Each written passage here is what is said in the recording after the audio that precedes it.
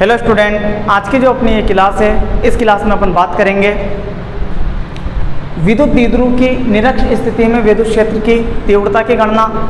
साथ ही इस क्लास में अपन एक समान विद्युत क्षेत्र में अगर द्विध्रुव को रख दें तो उस पर लगने वाले बल तथा बलाघूर्ण की गणना भी देखेंगे। ठीक है, तो पहला अपन ये टॉपिक देख लेते हैं। इसके लिए आपको पता होना चाहिए कि विद्युत द्विध्रुव क्या है। तो मैं आपको बता दूं, विद्युत द्विध्रुव एक ऐसा निकाय है जिसमें दो समान परिमाण के तथा विपरीत प्रकृति के आवेश अति अल्प दूरी पर स्थित होते हैं। ठीक है, तो दो आवेश बना लेते हैं अपन जिनका परिमाण तो समान है और प्रकृति क्या है, विपरीत। तो यहाँ से आप देखो, ये -q और ये +q, परिमाण सेम और प्रकृति विपरीत। प्रकृति विपरीत का मतलब एक ऋणात्मक तो दूसरा धनात्मक। इसका सेंटर मान लो यहाँ है O। दोनों आवेशों के मध्य दूरी अति अल्प होती है 2a। इस O से +q की दूरी a और O से -q की दूरी भी कितनी है, a। अब सबसे पहले अपन बात करें निरक्ष। तो निरक्ष भी अपन इससे पहले वाली क्लास में देख चुके हैं। विद्युत द्विध्रुव के मध्य बिंदु पर खींची गई लंब अर्धक रेखा क्या कहलाती है, विद्युत द्विध्रुव की निरक्ष। लंब अर्धक का मतलब लंबवत और आधी। तो यानी लंबवत और आधी, ये रेखा क्या कहलाती है, निरक्ष। ठीक है, अब यहाँ पर अपन देखें तो इसके विद्युत द्विध्रुव के केंद्र से r दूरी पर कोई बिंदु ले लेता हूँ मैं। इस बिंदु को नाम दिया मैंने C, इसको नाम दे देते हैं A और इसको दे देते हैं B। ठीक है, दूरी कितनी है, r। ठीक है, इस C बिंदु पर परिणामी विद्युत क्षेत्र की तीव्रता की अपन को गणना करनी है। इसके लिए यहाँ से यहाँ तक की अपन को दूरी चाहिएगी, आवेश से प्रेक्षण बिंदु तक की दूरी, और यहाँ भी आवेश से प्रेक्षण बिंदु तक की दूरी की अपन को जरूरत पड़ेगी। ठीक है, आगे देखें एक बात और, ये r ये a, ये कितनी है, यहाँ से यहाँ तक a। ठीक है, तो ये a, ये r और ये 90 डिग्री का कोण है। तो पाइथागोरस प्रमेय से जब आप इसे निकालोगे तो ये आपके पास आएगा √r² + a²। ठीक उसी प्रकार ये a, ये r, और जब इसे निकालोगे तो ये भी आएगा √r² + a²। चूँकि भुजाएं सेम तो इनके सम्मुख कोण भी सेम, ये थीटा तो ये भी थीटा, ये बात ध्यान रखना। अब दो छोटे छोटे से कंसेप्ट आपको पता होना चाहिए। धनावेश के कारण विद्युत क्षेत्र की तीव्रता आवेश से दूर और ऋणावेश के कारण विद्युत क्षेत्र की तीव्रता आवेश की ओर होती है। तो इस धनावेश के कारण विद्युत क्षेत्र की तीव्रता इस बिंदु पर आवेश से दूर, क्योंकि अध्यारोपण सिद्धांत पढ़ चुके हो, अब आपको प्रॉब्लम नहीं आनी चाहिए। आवेश से दूर यानी इस दिशा में, इसको नाम दे देंगे E+q सदिश। और ऋणावेश के कारण विद्युत क्षेत्र की तीव्रता की दिशा आवेश की ओर, यानी जिस दिशा में आवेश है उसी दिशा में, इस दिशा में, तो ये अपने पास है E-q सदिश। ठीक है, अब चूंकि E+q सदिश और E-q सदिश न तो ऊर्ध्वाधर है और न क्षैतिज है, तो इनको अपन घटकों में विभाजित करके क्षैतिज और ऊर्ध्वाधर में लेकर आएंगे। घटक करने आपको आते होंगे, ठीक है, नहीं आते हैं फिर तो भी मैं अभी आपको यहाँ पे बता दूंगा। ठीक है, तो पहले इसको क्षैतिज और ऊर्ध्वाधर में डिवाइड कर लेते हैं। देखो, ये थीटा, ये थीटा, तो ये भी थीटा। ठीक है, और ये थीटा तो ये भी थीटा। ठीक है, ये कैसे हैं उसको समझ लेना। दो समांतर रेखाएं को अगर एक तिर्यक रेखा काटे तो ये कोण और ये कोण एकांतर कोण से बराबर। दूसरा, ऐसे ही अन्य कोई तिर्यक रेखा काटे तो ये कोण और ये कोण संगत कोण से बराबर, तो ये थीटा तो ये भी थीटा और ये थीटा तो ये भी थीटा। ठीक है, ये बात आपको समझ में आ जानी चाहिए। आगे अपन बात कर लेते हैं इनके घटक निकालने की। ठीक है, तो घटक मैं यहीं पे नीचे निकाल देता हूं। ये तो ऊर्ध्वाधर और ये क्षैतिज, ये यहां से E प्लस क्यू सदिश ये कोण बना रहा है क्षैतिज से थीटा, ये यहां से E माइनस क्यू सदिश ये भी थीटा कोण बना रहा है, कितना थीटा। ठीक है, आगे देखो, अब घटक आपको निकालने आने चाहिए। एक बात ध्यान रख लेना कि एक कोई सदिश है ए सदिश, इसका ax घटक निकालना है तो ध्यान रखना, मान लो ये थीटा यहाँ है, तो जिस अक्ष के साथ थीटा बना हुआ है उस अक्ष वाला जो घटक रहेगा वो रहेगा a cos थीटा, और बाकी जो दूसरा बचेगा वो रहेगा a sin थीटा। ठीक है, तो ठीक इसी प्रकार यहाँ पे देखें, इसके घटक निकालें सबसे पहले E प्लस क्यू के, तो E प्लस क्यू का ये घटक आएगा, क्योंकि थीटा इसके साथ बना हुआ है तो E plus Q cos theta, और ये आएगा E plus Q sine theta. ठीक है, इसी प्रकार इसके घटक निकालें तो थीटा इसके साथ बना हुआ है तो ये आएगा E minus Q cos theta, और इसका ये घटक आएगा E minus Q sine theta. ठीक है, अब यहाँ पर कुछ बातें अपन देख लेते हैं। देखो, सबसे पहले तो आपको ये बात वापस मैं रिवाइज करवा दूं कि विद्युत द्विध्रुव आघूर्ण एक सदिश राशि है जिसकी दिशा माइनस क्यू से प्लस क्यू की ओर होती है। तो विद्युत द्विध्रुव आघूर्ण की दिशा में एक सदिश ले लेते हैं, एकांक सदिश, जिसको मैंने नाम दिया है P कैप। ठीक है, ये और ये चित्र एक ही है, घटक मैंने यहाँ पे नहीं करके यहाँ कर दिए। ठीक है, आगे आप देखो तो E plus Q cos theta और E minus Q cos theta दोनों इस दिशा में है। E plus Q sine theta ऊपर और E minus Q sine theta नीचे है। ठीक है, सबसे पहले तो अपन E प्लस क्यू और E माइनस क्यू निकाल लें, तो E प्लस क्यू का परिमाण और E माइनस क्यू का परिमाण निकाल लेते हैं। तो प्लस क्यू आवेश के कारण बिंदु C पर विद्युत क्षेत्र E प्लस क्यू बराबर क्या हो जाएगा, k q upon r square. तो के क्यू अपॉन आर कितना है, root small r square plus a square, तो root small r square plus a square, इसका होल स्क्वायर, इसको मैं लिख सकता हूँ k q upon r square plus a square. ठीक है, आगे आप देखो, माइनस क्यू आवेश के कारण बिंदु C पर विद्युत क्षेत्र या विद्युत क्षेत्र की तीव्रता, तो यह आपके पास हो जाएगा E माइनस क्यू बराबर के क्यू अपॉन आर कितना है, ये भी under root r square plus a square, तो under root r square plus a square, इसका होल स्क्वायर, ये भी हो जाएगा k q upon r square plus a square.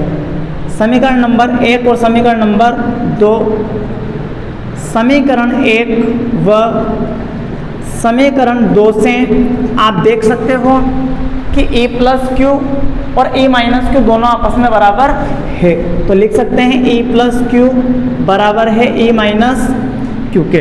अब आप यहाँ पे देख सकते हो कि चूंकि E प्लस क्यू और E माइनस क्यू आपस में बराबर हैं, साइन थीटा के बराबर, इसका मतलब E plus Q sine theta बराबर है E minus Q sine theta के, अर्थात ऊर्ध्वाधर घटक परिमाण में समान हैं और दिशा में विपरीत है, एक ऊपर तो दूसरा नीचे। तो यहाँ पर विद्युत क्षेत्र की तीव्रता E प्लस क्यू और E माइनस क्यू के ऊर्ध्वाधर घटक तो परिमाण में समान परंतु दिशा में विपरीत होने के कारण निरस्त हो जाएंगे, जबकि क्षैतिज घटक आपस में जुड़ जाएंगे। तो परिणामी जो तीव्रता रहेगी वो क्या रहेगी, E सदिश बराबर E plus Q cos theta plus E minus Q cos theta. और दिशा देखें तो दिशा देखो किस दिशा में है, पी कैप तो है इस दिशा में, और ये जो परिणामी विद्युत क्षेत्र की तीव्रता आ रही है वो है इस दिशा में, अर्थात माइनस पी कैप की दिशा में। तो यहाँ आ जाएगा माइनस का पी कैप। ठीक है, यहाँ से आप पहले ही कह चुके हो E प्लस क्यू बराबर E माइनस क्यू है, तो जहाँ पर E माइनस क्यू है वहाँ पर भी क्या लिख दूँ, E प्लस क्यू। तो E plus Q cos theta plus E plus Q cos theta, और ये हो जाएगा माइनस का P कैप। तो E plus Q cos theta और E plus Q cos theta 2E plus Q cos theta 2E plus Q cos theta, और ये minus यहाँ पर और ये आ जाएगा P कैप। ठीक है, आगे देखो यहाँ पर अगर अपन देखें तो चूंकि E प्लस क्यू बराबर तो है k q upon r square plus a square comma cos theta बराबर होता है आधार बटे कर्ण, आधार अपॉन कर्ण। आधार होता है 90 डिग्री और थीटा वाली भुजा ये, तो ए अपॉन कर्ण क्या है, under root r square plus a square. ठीक है, तो यहाँ से E प्लस क्यू और कोस थीटा की वैल्यू पुट कर दें तो ए सदिश आपके पास हो जाएगा minus 2 k q upon r square plus a square into a upon root r square plus a square, और ये पी कैप। ठीक है, इसी को क्या है अब थोड़ा सा व्यवस्थित कर लेते हैं। ए सदिश बराबर माइनस के क्यू इंटू 2 को ए के साथ लिख देंगे 2a p cap upon r square plus a square की पावर 1 और r square plus a square की पावर हाफ आदि। तो 1 और आधा जब जोड़ेंगे 1.5, तो 1.5 को अपन लिख सकते हैं 3/2 यानी 3/2। तो r square plus a square की पावर हो जाएगी, घात हो जाएगी 3/2। ठीक है, अब यहाँ से चूंकि Q इंटू 2a बराबर होता है P द्विध्रुव आघूर्ण, और आगे तथा R जो है बहुत बड़ा होता है किससे, A से, तो a स्क्वायर लगभग बराबर अपन ले सकते हैं 0 के। तब अपने पास क्या होगा, E सदिश बराबर minus k p cap upon r square plus 0 की पावर 3/2। इसको थोड़ा और सोल्व कर लें तो E सदिश बराबर माइनस के पी सदिश अपॉन आर स्क्वायर की पावर 3/2 है, तो इसको अपन लिख देंगे क्यूब। ठीक है, 2 से 2 कैंसिल हो जाएगा और पावर कितनी आ जाएगी, क्यूब। और यहाँ पर एक बात ध्यान रखना कि P और P कैप को अपन ने P सदिश लिखा है, ऐसा होने का कारण चूंकि P कैप बराबर होता है P सदिश बाई P, तो P कैप P बराबर हो जाएगा किसके, P सदिश के। ठीक है, ये निरक्ष पर स्थित बिंदु पर परिणामी विद्युत क्षेत्र की तीव्रता का सदिश रूप है। अगर परिमाण रूप में अगर लेना चाहें, परिमाण रूप जिसे अपन अदिश रूप कहेंगे, इसमें ये सदिश हट जाएंगे तो E बराबर अपने पास हो जाएगा के P अपॉन आर क्यूब। ये निरक्ष पर व्यंजक है, निरक्ष पर। ठीक है, एक बात ध्यान रखना, इस सूत्र में या इस सूत्र से केवल अपन को E सदिश या बिंदु C पर परिणामी विद्युत क्षेत्र की दिशा का पता चल रहा है। ठीक है, P सदिश की जो दिशा होती है माइनस Q से प्लस Q की ओर होती है, यानी इस दिशा में होती है।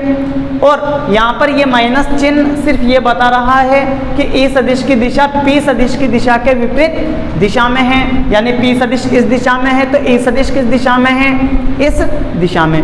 ठीक है, एक बात और यहाँ पे ध्यान देना कि जब अपन ने अक्ष पर विद्युत क्षेत्र की तीव्रता का व्यंजक पढ़ा था, क्या आया था, E अक्ष सदिश बराबर होता है 2K P सदिश बाई R क्यूब। ठीक है, यानी अपन अक्ष और निरक्ष की अगर तुलना करें तो अक्ष पर विद्युत क्षेत्र की तीव्रता की जो दिशा होती है वो विद्युत द्विध्रुव आघूर्ण सदिश की दिशा में होती है, और निरक्ष पर जो विद्युत क्षेत्र की तीव्रता की दिशा होती है वो विद्युत द्विध्रुव आघूर्ण सदिश के विपरीत दिशा में होती है।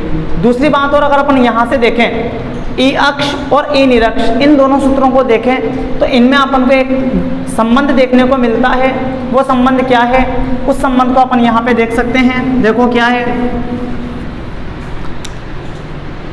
E अक्ष व E निरक्ष में संबंध क्या हो जाएगा, E अक्ष बराबर क्या है 2kp by r cube, E निरक्ष क्या है kp बाई आर क्यूब। यहाँ से अपन देख सकते हैं, क्या देख सकते हैं, इसको समीकरण नंबर 1 और इसको समीकरण नंबर 2।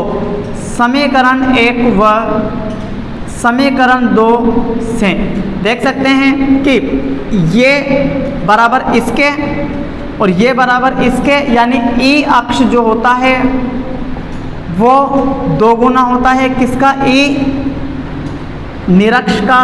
ठीक है, तो दो बातें अपन E अक्ष और E निरक्ष में देख चुके हैं, एक तो दिशा, ठीक है, E अक्ष P सदिश की दिशा में और E निरक्ष P सदिश के विपरीत दिशा में। ठीक है, दूसरी बात कि E अक्ष जो है वो E निरक्ष की कितनी होती है, 2 गुनी। अब अपन देख लेते हैं एक समान विद्युत क्षेत्र में द्विध्रुव पर बल तथा बलाघूर्ण, यानी द्विध्रुव पर बल कितना लगेगा और बलाघूर्ण कितना लगेगा। ठीक है, तो सबसे पहले अपन एक समान विद्युत क्षेत्र की बात कर लेते हैं। तो एक समान विद्युत क्षेत्र को विद्युत बल रेखाओं से दर्शाने के लिए अपन ने पढ़ा था कि विद्युत बल रेखाएं समांतर होनी चाहिए, समान दूरी पर होनी चाहिए, और विद्युत बल रेखाओं के प्रत्येक बिंदु पर विद्युत क्षेत्र की तीव्रता भी क्या होनी चाहिए, एक ही दिशा में होनी चाहिए। मान लो जैसे इस बिंदु पर आप देखना चाहो तो इस पर स्पर्शरेखा खींचो तो इस दिशा में, यहाँ बिंदु लेना चाहो तो स्पर्शरेखा इस दिशा में, यहाँ लेना चाहो तो स्पर्शरेखा इस दिशा में, और यहाँ लेना चाहो तो स्पर्शरेखा इस दिशा में, यानी दिशा भी सभी बिंदुओं पर क्या है, एक ही दिशा में है, इस दिशा में। तो ये जो विद्युत क्षेत्र एक समान विद्युत क्षेत्र है, इसकी जो तीव्रता है इसको अपन मान लेते हैं E सदिश। इस E तीव्रता के विद्युत क्षेत्र में द्विध्रुव रखा हुआ है, अपन ने मान लिया कि ये विद्युत द्विध्रुव है, इसका ये आवेश है -q आवेश, और इसका दूसरा जो आवेश है वो है +q आवेश। ठीक है, अब आप देखो यहाँ पर कि विद्युत द्विध्रुव आघूर्ण की जो दिशा होती है -q से +q की ओर होती है, ये -q और ये -q से +q की ओर, इसी रेखा का उद्देश आगे की ओर, इसको मैंने नाम दिया P सदिश। यहाँ अगर अपन देखें तो P सदिश और E सदिश के बीच में कुछ कोण है, जिस कोण को नाम क्या दिया अपन ने, थीटा।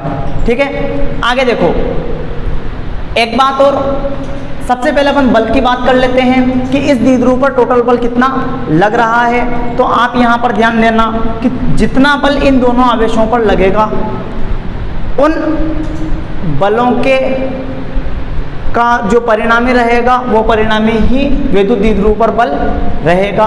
ठीक है, आगे देखें। अब यहाँ पर +q आवेश पर बात करें, बल कितना लगेगा, किस दिशा में लगेगा, तो बल कितना लगेगा वो तो अपन निकाल सकते हैं। एक फॉर्मूला होता है F बराबर QE, इस वाले फॉर्मूले से निकाल सकते हैं, जहाँ Q आवेश का परिमाण और विद्युत क्षेत्र की तीव्रता के परिमाण को यहाँ पे E से अपन ने दर्शा रखा है। ठीक है, आगे देखिए।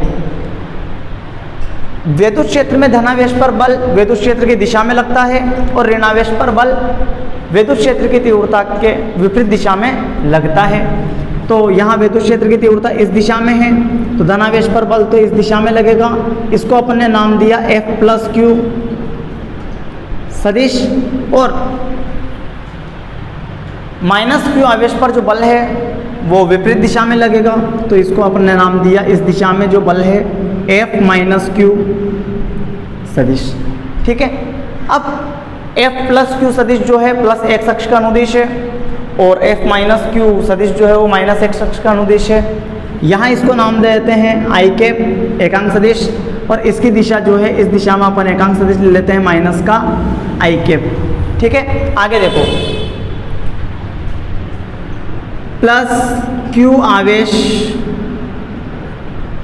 पर बल F+Q सदिश बराबर, फॉर्मूला क्या है, F=QE, तो Q आवेश का परिमाण इंटू विद्युत क्षेत्र की तीव्रता का परिमाण, और एकांक सदिश किस दिशा में है, i कैप की दिशा में। समीकरण नंबर 1, द्विध्रुव के -Q आवेश पर बल -Q आवेश पर बल हो जाएगा F-Q सदिश बराबर QE। ठीक है, ये -Q है, ध्यान रखना, QE, और दिशा क्या है, -i कैप की दिशा में, तो ये आ जाएगा माइनस का i कैप। यहाँ इसको थोड़ा और आगे अच्छे से लिख दें, तो माइनस को सबसे आगे लिख दें, तो -QE i कैप। समीकरण नंबर 2, इन दोनों बलों का परिणामी बल ही विद्युत द्विध्रुव पर बल रहेगा। तो विद्युत द्विध्रुव पर बल, विद्युत द्विध्रुव पर बल F सदिश बराबर F+Q सदिश प्लस F-Q सदिश, यहाँ से F सदिश बराबर QE i cap minus QE i cap. और जब इनको अपन आगे सोल्व करेंगे तो इससे ये कैंसिल, तो F सदिश टोटल जो रहेगा वो कितना रहेगा, 0, अर्थात एक समान विद्युत क्षेत्र में जो द्विध्रुव रखा हुआ है उस द्विध्रुव पर परिणामी बल कितना है, 0। ये तो अपन ने मैथमेटिकली प्रूव कर लिया है। आप इसे थ्योरेटिकली डायरेक्ट लिख भी सकते हो। क्या लिखोगे, चित्र से स्पष्ट है कि F+Q सदिश और F-Q सदिश परिमाण में समान परंतु दिशा में विपरीत होने के कारण विद्युत द्विध्रुव पर परिणामी बल कितना हो जाएगा, 0। ठीक है, आगे ये तो अपन ने बल की बात कर ली। अब अपन बलाघूर्ण के बारे में बात करते हैं।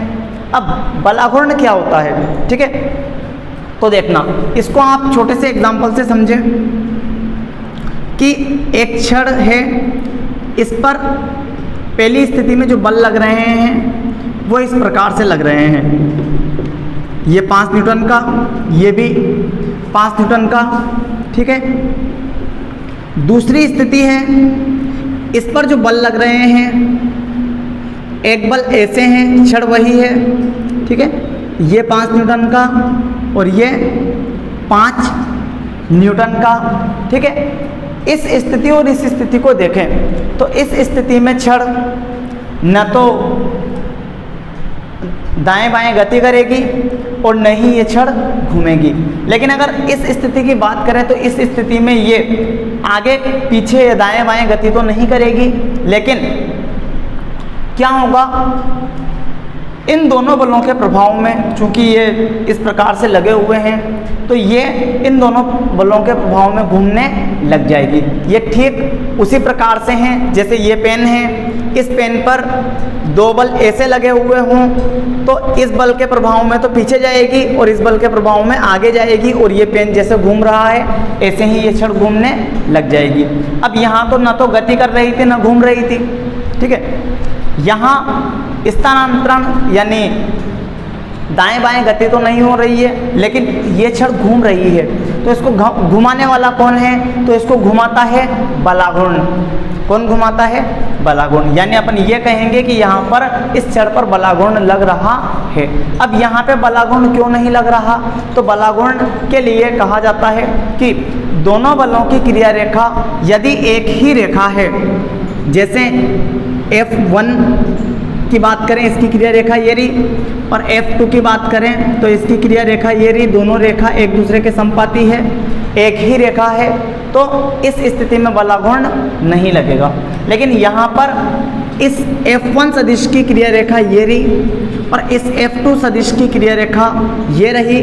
चूंकि दोनों बलों की क्रिया रेखा एक ही रेखा नहीं है, इसलिए इस स्थिति में इस पर बलागुण लगेगा। आगे बात समझ में देखो, बल इस पर भी 0 है, बल इस पर भी 0 है। इस स्थिति में क्रिया रेखा दोनों बलों की एक ही रेखा होने के कारण कोई भी बलागुण नहीं लगता। यहाँ पर टो जो होता है वो कितना होता है, 0। इस स्थिति में दोनों बल परिमाण में समान दिशा में विपरीत, टोटल बल अभी भी 0 है, लेकिन दोनों बलों की क्रिया रेखा अलग अलग होने के कारण यहाँ पर टो जो है नॉट इक्वल टू 0, यानी कुछ ना कुछ बलागुण लगता है। आगे बात समझ में, तो आपको ये समझ में आ जाना चाहिए कि दो समान परिमाण के बल जो कि विपरीत दिशा में हों, उनका परिणामी बल तो 0 हो सकता है, लेकिन बलों की क्रिया रेखा अगर अलग अलग है तो फिर उस स्थिति में बलागुण लगता है। ठीक यही कंडीशन अपन को यहाँ पर देखने को मिल रही है।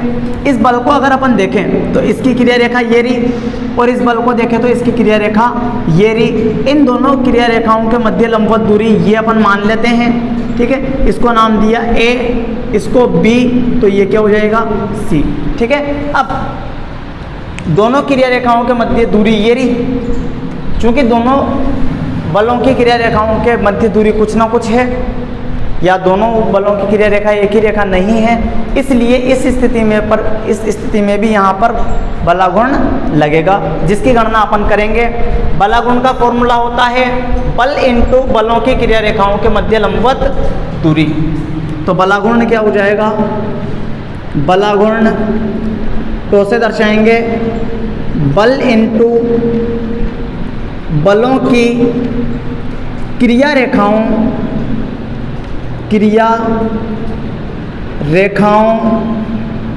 के मध्य लंबवत दूरी। तो यहाँ से टो बल हो जाएगा F इंटू क्रिया रेखाओं के मध्य लंबवत दूरी हो जाएगी BC। यहाँ अगर आप देखो तो ये थीटा, तो ये भी थीटा। आगे बात समझ में, अब यहाँ से F तो अपन यहाँ से लिख देंगे F बराबर QE से, ठीक है। अपन को BC निकालना है, तो BC निकालने के लिए त्रिभुज देखो, त्रिभुज कौन सा, ABC। त्रिभुज ABC में ये थीटा, ये 90 डिग्री, ये A, ये B और ये C। हम जानते हैं कि AB द्विध्रुव की लंबाई है, या द्विध्रुव के दोनों आवेशों के मध्य की दूरी है। वो दूरी कितनी होती है, 2a मानी थी अपन ने पहले, ठीक है। और BC अपन को निकालना है, तो यहाँ अगर अपन देखें तो थीटा के सामने लंब, ये 90 डिग्री के सामने कर्ण और ये आधार। चूंकि कर्ण अपने पास है, लंब अपन को निकालना और थीटा भी अपने पास है, ठीक है। तो उस स्थिति में लंब कर्ण और थीटा में क्या रिलेशन होता है, क्या संबंध है, तो हम जानते हैं साइन थीटा बराबर होता है लंब अपॉन कर्ण। लंब कितना है, लंब है BC और कर्ण क्या है 2a, तो BC बराबर क्या हो जाएगा 2a साइन थीटा। तो यहाँ से टो बराबर F की वैल्यू QE परिमाण रूप में इंटू 2a साइन थीटा। यहाँ से अगर आप देखो तो टो बराबर मैं लिख सकता हूँ Q इंटू 2a, Q को और 2a दोनों को साथ, और ये E साइन थीटा। यहाँ चूंकि Q इंटू 2a बराबर होता है P के, तो टो बराबर आपके पास हो जाएगा PE साइन थीटा, ठीक है। ये फॉर्मूला अपने न्यूमेरिकल्स में काम में आएगा। और हम जानते हैं कि AB sine theta, AB sine theta बराबर होता है A सदिश क्रॉस B सदिश के। तो इसका मतलब ये हुआ, टो को अपन लिख सकते हैं टो सदिश बराबर P सदिश क्रॉस E सदिश, ठीक है। तो ये अपन ने बलागुण की गणना कर ली है। अब यहाँ पर कुछ विशेष स्थितियाँ आती है, ठीक है। स्थितियाँ क्या है, सबसे पहले अपन बात कर लेते हैं केस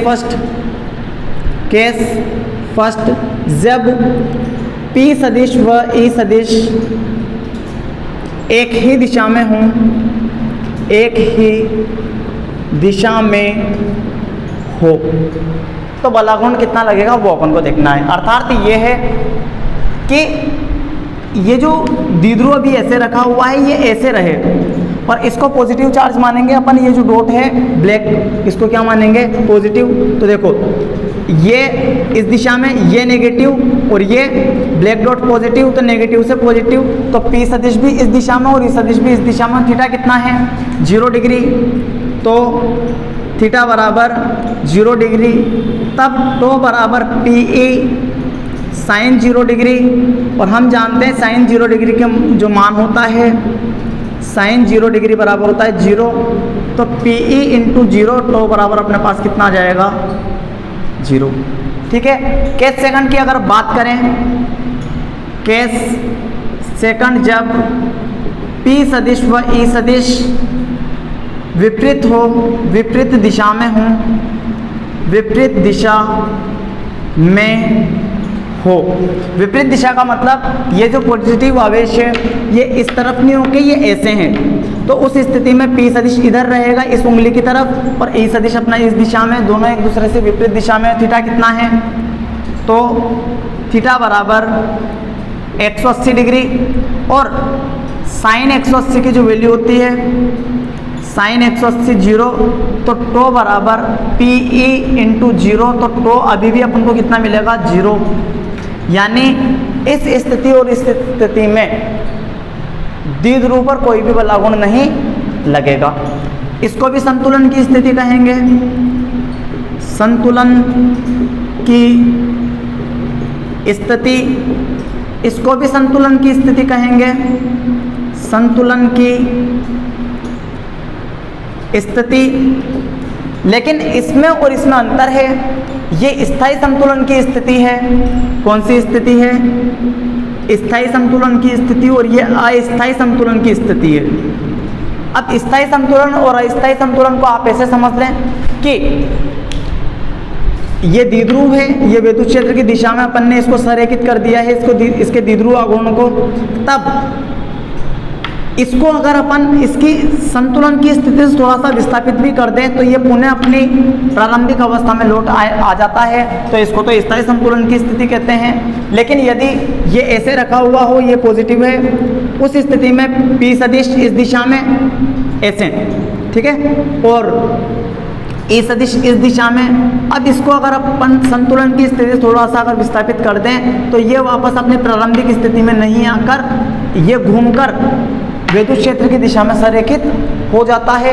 तो ये जो अवस्था है ये अस्थायी संतुलन की अवस्था है। तीसरा केस होता है केस थर्ड, जब P सदिश व E सदिश लंबवत हो। लंबवत का मतलब ये है कि E सदिश तो ऐसे हैं और द्विध्रुव ऐसे रखा हुआ हो, तो उस स्थिति में क्या होगा? थीटा बराबर 90 डिग्री, और साइन 90 डिग्री का जो मान होता है वो होता है 1, जो कि इसका मैक्सिमम मान है। तो अपने पास तो बराबर हो जाएगा PE साइन 90 डिग्री बराबर PE, जो कि इसका मैक्सिमम मान है। यानी जब द्विध्रुव लंबवत स्थिति में रखा हुआ विद्युत क्षेत्र के, तो उस स्थिति में द्विध्रुव पर लगने वाला बलागुण का मान अधिकतम होता है। जब विद्युत द्विध्रुव विद्युत क्षेत्र की दिशा में या विद्युत क्षेत्र के विपरीत दिशा में रखा हुआ हो, तो उस स्थिति में उस पर बलागुण का मान कितना होता है? 0। ठीक है। एक बात और यहाँ से ध्यान देना, इससे जो क्वेश्चन आता है, छोटे छोटे जो क्वेश्चन बन सकते हैं, वो क्वेश्चन क्या बनेंगे? विद्युत द्विध्रुव स्थायी संतुलन की अवस्था में रहे, इसके लिए P सदिश और E सदिश के मध्य कोण क्या हो? तो कितना हो? 0 डिग्री। ठीक है। आपसे पूछ ले कि विद्युत द्विध्रुव पर अधिकतम बलागुण कार्यरत रहे, इसके लिए विद्युत द्विध्रुव को किस प्रकार से रखा जाए एक समान विद्युत क्षेत्र में? तो क्या कहोगे? विद्युत क्षेत्र की दिशा के लंबवत रखें। ठीक है। तो ये तो बात होगी इनकी। एक बात और विशेष जो कि यहाँ पर काम की है वो क्या है कि चूंकि ये एक समान विद्युत क्षेत्र है, एक समान विद्युत क्षेत्र में बल तो 0 है, ठीक है, और बलागुण लगेगा, ठीक है, वो कंडीशनों पे डिपेंड करेगा। इस कंडीशन में इसको छोड़कर बाकी सभी कंडीशनों पर बलागुण लगेगा। तो बलागुण लग रहा है तो विद्युत द्विध्रुव पर एक समान विद्युत क्षेत्र में केवल बलागुण लगता है, जिसके कारण विद्युत द्विध्रुव केवल घूर्णन गति करता है। लेकिन यदि एक समान विद्युत क्षेत्र के स्थान पर अगर विद्युत द्विध्रुव को असमान विद्युत क्षेत्र में रख दें तो अंतर क्या आएगा, बल 0 नहीं होगा, ठीक है, बल भी लगेगा और बलागुण भी लगेगा, जिसके प्रभाव में विद्युत द्विध्रुव स्थानांतरण गति प्लस घूर्णन गति दोनों करेगा, जिसे अपन संयुक्त रूप से कह देंगे कि विद्युत द्विध्रुव जो है वो एक तरह से कौन सी गति करने लग जाएगा, लौटनी, ठीक है। तो ये तो अपन ने आज विद्युत द्विध्रुव की निरक्ष पर विद्युत क्षेत्र की तीव्रता का व्यंजक और साथ ही विद्युत द्विध्रुव जो कि एक समान विद्युत क्षेत्र में रखा हुआ है इस पर बल और बलागुण का व्यंजक प्राप्त किया है, ठीक है। स्टूडेंट्स, आपको अगर ये वीडियो पसंद आए तो वीडियो को लाइक करें, शेयर करें तथा हमारे YouTube चैनल को सब्सक्राइब करना न भूलें। धन्यवाद।